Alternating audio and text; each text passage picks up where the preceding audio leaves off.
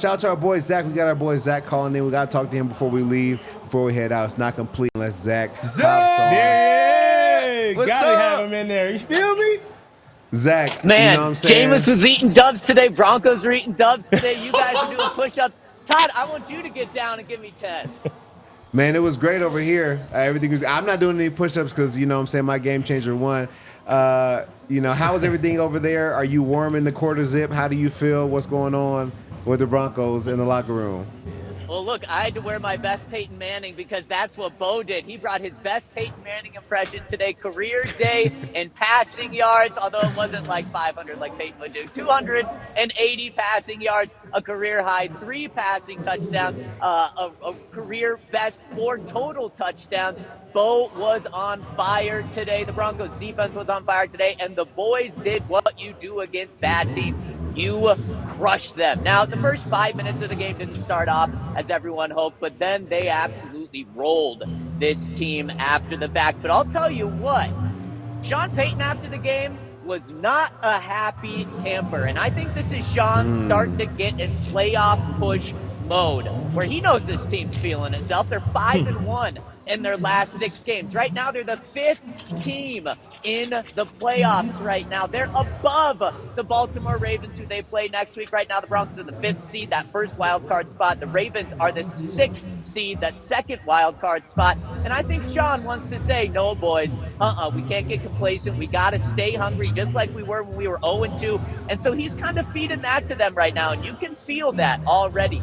Bo Nix talking to him after the game. Cortland Sutton and even Pat Surtain on the defensive side, who had a fantastic day as well. Those guys are still hungry. They're not focused on this win today. They're already moving on to Baltimore next week. And, man, that's when we find out if this team is just like a borderline playoff team or if they could actually make some noise over these next 2 weeks. We'll know in 2 weeks from now after going into Baltimore and going into Kansas City. So my biggest takeaway from post-game stuff is, man, this team is not satisfied with the 14-point win. And really, this was a 21-point win. They dominated this Carolina Panthers team.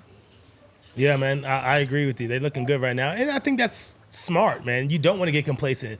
And that's what you need a coach to do. So I love to see Sean doing that. This run game, though, I was kind of a little surprised that the run game wasn't what we thought it was going to be going into this game. What was it from your point of view on the field? I mean, were they really just closing up the gaps, or were we not opening up the holes for Javonte and Jaleel and the guys to run through the night?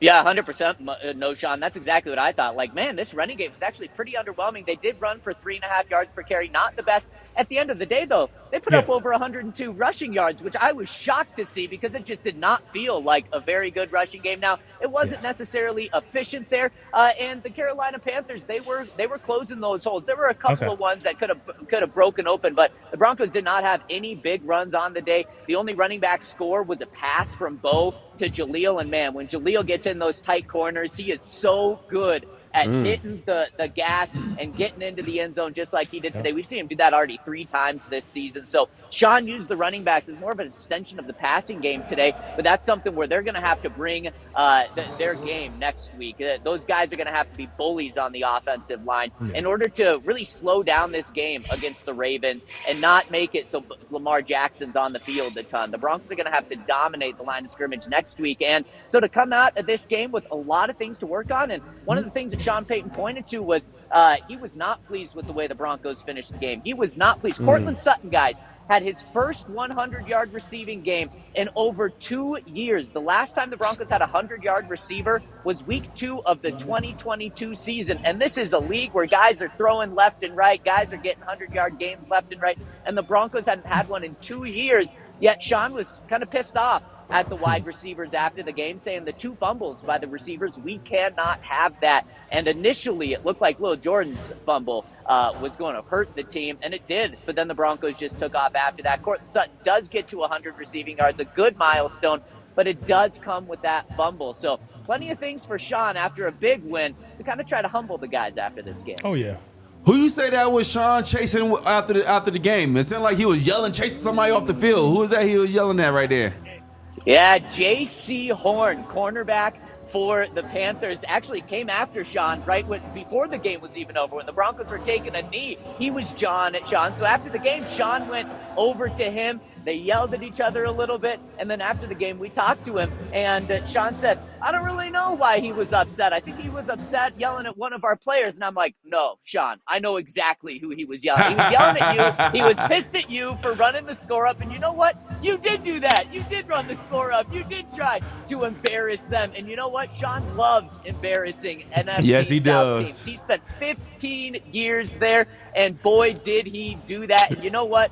This is the NFL. You can do that. And if the Panthers are pissed about it, then they can stop it. And the Panthers weren't able – well, I guess they stopped the fake field goal. That got Lucas Kroll hurt. That's something to just keep your eye on. Lucas Kroll did not return the rest of the game after getting hurt on that. So maybe that wasn't the best call. But then Cortland Sutton on 4th and 1, throwing a pass. That was awesome to see. And yeah, the Panthers were pissed about that. But you know what? Stop it. And they weren't able to. So there we go. I know exactly what was going on there. JC Horn was pissed at John for running the score up. And that's exactly what he was doing.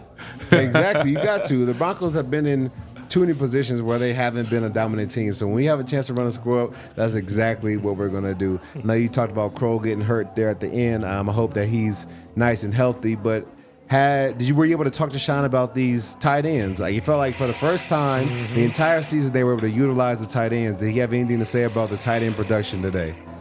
Whoa, Todd, Sean and I don't talk about tight ends, man. We just talk about football, okay? And no, I mean, what a day for the tight ends on National Tight End Day to celebrate with major plays. I mean, we're seeing Lucas Kroll make a big play on special teams. Then Nate Atkins gets a touchdown. Then Adam Troutman with a one-handed touchdown, just an incredible play. And Sean was asked if this was intentional to get these guys involved, especially after he was asked about it a lot this past week, if tight ends aren't really involved in this offense. And then on National Tight End Day, and he said, no, that wasn't the intention at all, kind of laughed the question off and said on those touchdowns, you would have had to go through so many other guys who he would have thought would have scored before those guys. So according to him, it wasn't his intention. But guys, the Broncos tight ends had like 150 receiving yards combined coming into this game on the entire season. They had over 100 yards just today. And I'll tell you what, that's going to be something that's going to have to continue. Maybe not that much of production, but they're going to have to get production from their tight ends, whether it's Troutman, whether it's Kroll, whether it's Atkins,